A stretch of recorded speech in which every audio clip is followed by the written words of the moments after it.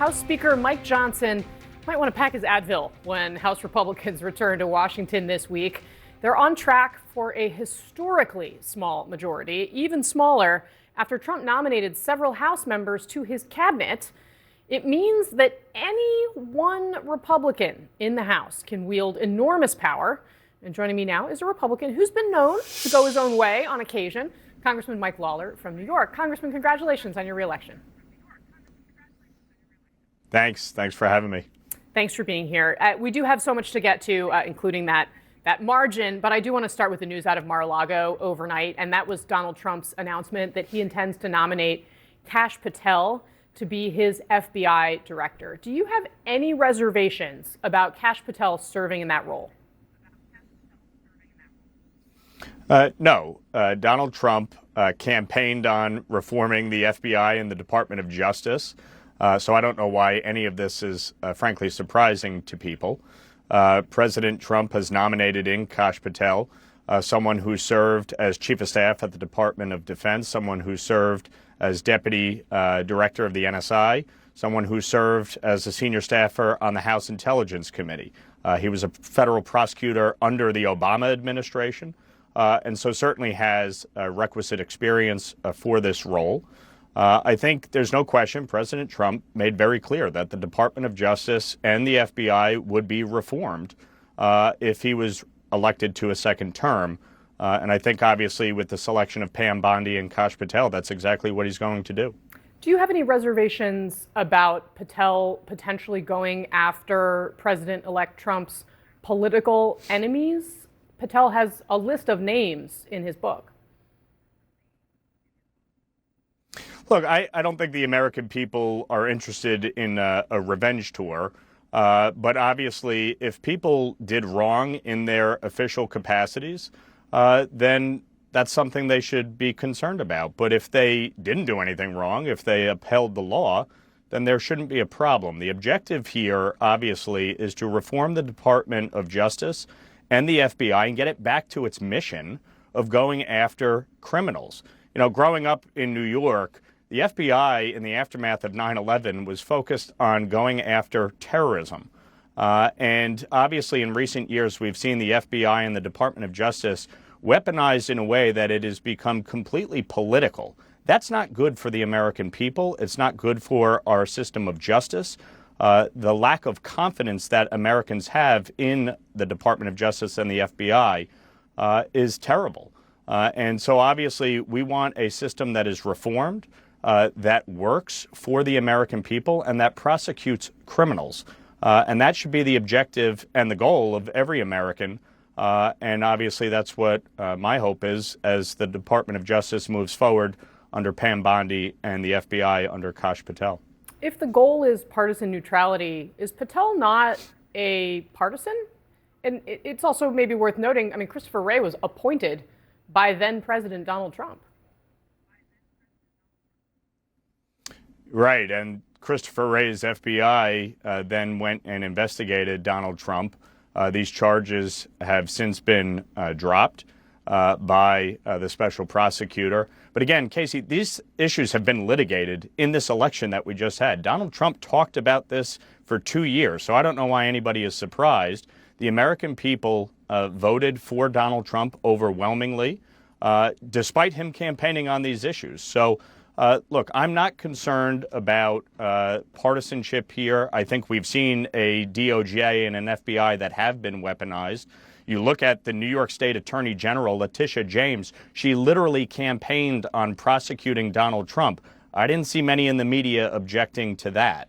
The fact is that our system of justice needs to be depoliticized. And unfortunately, under the Biden administration, we have seen it weaponized, and it's wrong. All right, sir. We should note those charges were, of course, dropped because Donald Trump was elected to become our next president. But, sir, I know you also were eager to talk about the situation in the Middle East. And, of course, we saw that heartbreaking video from the Israeli-American hostage, Aidan Alexander. There also have been some comments from some of your colleagues on Capitol Hill, notably Lindsey Graham, who is, of course, a supporter and ally of Donald Trump's, who said that the incoming president wants to see a ceasefire deal between Israel and Hamas before he is inaugurated. Do you think that's a plausible reality? Look, I think you're seeing very quickly world leaders come to the table. You saw, obviously, the Prime Minister of Canada fly down to Mar-a-Lago. You saw the President of Mexico respond very quickly to the President's tweet the other day about the issue of tariffs and cracking down on cartels. I think what you're seeing in the Middle East is movement. People recognize that Donald Trump is going to crack down on Iran in a way, frankly, this administration has not. Under Joe Biden and Kamala Harris, the illicit oil trade has exploded to over $200 billion. That is what has funded Hamas, Hezbollah, the Houthis, and other terror networks. Obviously, with Prime Minister Netanyahu and the IDF taking out the leadership of Hezbollah and Hamas, and President Trump coming into office, there is more pressure now on these entities to enter into a ceasefire. I think, obviously, it was welcome news that Hezbollah entered into a ceasefire. We'll see how long that lasts. But I think the bottom line with Hamas is very simple. Release the hostages and surrender. The United States needs to use maximum pressure, including on Qatar, to get the hostages out. It is outrageous that we still have 7 Americans being held hostage, 4 presumed living, 3 deceased.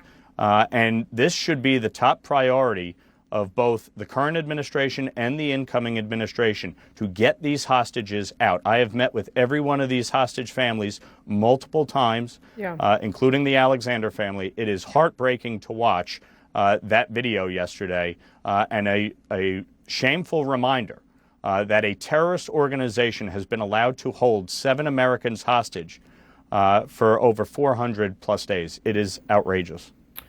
Congressman, on the topic that we introduced you with, the incredibly slim margin in the House of Representatives, what do you say to all of your Republican colleagues, any one of whom could decide to basically grind the gears of government to a halt about what they should do with this power? And what do you intend to do with it? Would you be willing to, for example, I know that state and local tax deductions are very important to you. Is it something you'd consider holding up government over?